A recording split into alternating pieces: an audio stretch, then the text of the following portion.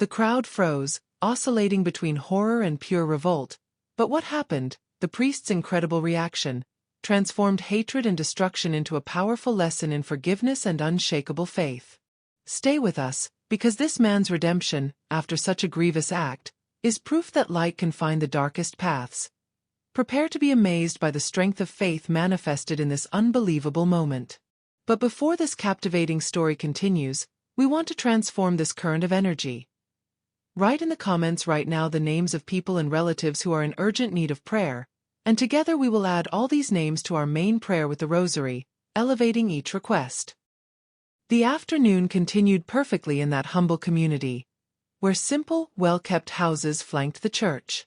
The atmosphere was one of gratitude and celebration, for that day marked an important gathering of spirituality, with lectures and moments of profound adoration, all culminating in that evening's Massachusetts. The sight of the statue was a true refuge of faith. It was not just a piece of plaster, but the tangible symbol of millions of prayers and the maternal intercession that soothes everyone, a point of convergence where pain and hope always found solace. Faith in that place was something solid, palpable in the air, present in the reverent silence that alternated with soft chants. The crowd of devotees, with their heads bowed and their eyes fixed on the image of Our Lady of Aparecida, felt safe, immersed in a peace that seemed unshakable, never suspecting that this peaceful horizon would soon be drastically torn apart by an act of extreme and incomprehensible violence. The religious event continued, with the priest at the central altar speaking with fervor and conviction about the power of charity and the importance of opening one's heart to grace, when a strange silence began to settle over a small portion of the crowd. It was then that, suddenly, the scene of devotion was invaded.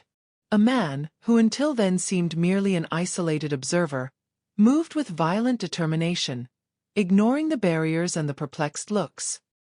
He carried a heavy tool, and his attitude was not that of someone approaching to pray. It was that of someone deliberately seeking destruction. The moment of religious climax turned into a nightmare in the twilight. His eyes revealed profound pain and anger, a revolt that had no apparent connection to the people present, but was directed at the symbol of everything they represented: faith in Our Lady, the peace of that community. In seconds that felt like hours, the heavy tool struck the statue with brutal force. The sharp sound of the pickaxe shattering the sacred material was terrifying, echoing through the square and drowning out the last trace of the sermon. Parts of the statue flew to the ground.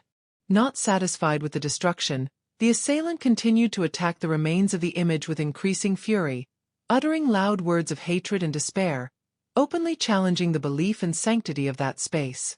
The crowd's initial reaction was shock and terror, quickly followed by a wave of explosive indignation. People began to move, ready to restrain the man by force, overcome by the natural feeling of defending what was most dear and sacred to them. It was complete chaos, a scream of pain mixed with rage, and the moment seemed like the gateway to a violent and uncontrolled brawl. However, what prevented physical disaster was the immediate and astonishing intervention of the parish priest. Instead of reacting with shouts or righteous indignation, the priest, a man known for his meekness, demonstrated supernatural courage and calm. As the crowd tried to advance on the attacker to stop him, the priest placed himself between them. With firm steps and his gaze fixed on the violent man, the priest opened his arms not in defiance, but in protection. His voice, which moments before had spoken of charity into the microphone, now spoke directly to the man, with authority and profound compassion, urging the crowd to calm down and, most importantly, asking the attacker to drop his weapon and look at him. The act was incredibly defiant, as he risked his own integrity to prevent an act of vandalism from becoming a tragedy of physical violence and revenge. The attacker, surprised by the priest's lack of hatred and commanding presence, hesitated. Here was a man who had had the symbol of his faith destroyed before his eyes, but whose reaction was not one of retaliation, but rather a search for understanding. The priest began to speak directly to the man's heart, not about the image that lay broken, but about the pain that had driven him to commit such an atrocity. He questioned gently and firmly, "You have broken a man-made image which feels no pain. But what pain is in your heart, what rage is this, that made you believe that by destroying this, you would alleviate your own pain?" We do not look at the pickaxe. We look at the wound in your soul.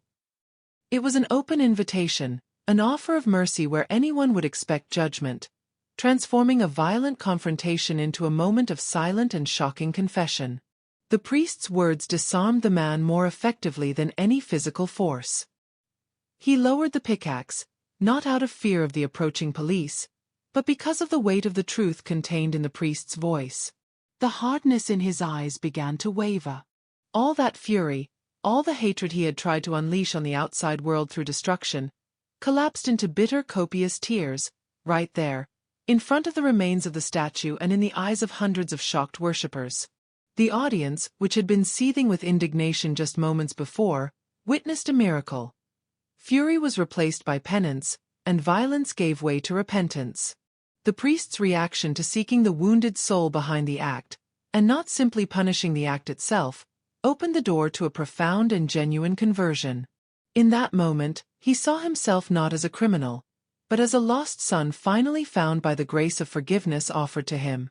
This scene, where the pickaxe and faith met, serves as a powerful mirror for our daily lives. We all carry our own personal pickaxes, used to attack what is good. Despair makes us destroy hope, anger makes us break ties with forgiveness, discouragement attacks our faith every day. The priest's attitude teaches us that, even in the face of the most serious acts of violence or offense, whether by others or by ourselves against our principles, Christ's response is always the same: forgiveness and the pursuit of conversion. Our faith must be constant. We must forgive 7 times 70 and have peace in our hearts like invincible armor. We need to have more faith to not allow the chaos of the world to break our devotion. May daily prayers, our constant rosary, and the incessant search for mercy strengthen us. And that is precisely why I insist. With whom do you need to practice this forgiveness and conversion? Leave once again the names of those people who need prayer so we can include them in the rosary, transforming our indignation into fervent supplication. Now, stop for a moment and reflect. What fundamental lesson do you think the priest's reaction brought to light in this event? Comment below with your perception of the power of forgiveness in the face of such a serious act of vandalism. Your opinion is crucial as we continue our journey of faith. If this story touched your heart and reinforced your belief in the power of forgiveness and conversion, don't forget to like this video and subscribe to the channel. Your subscription helps us bring more inspiring stories of faith and hope to others who may be holding the pickaxe of destruction right now.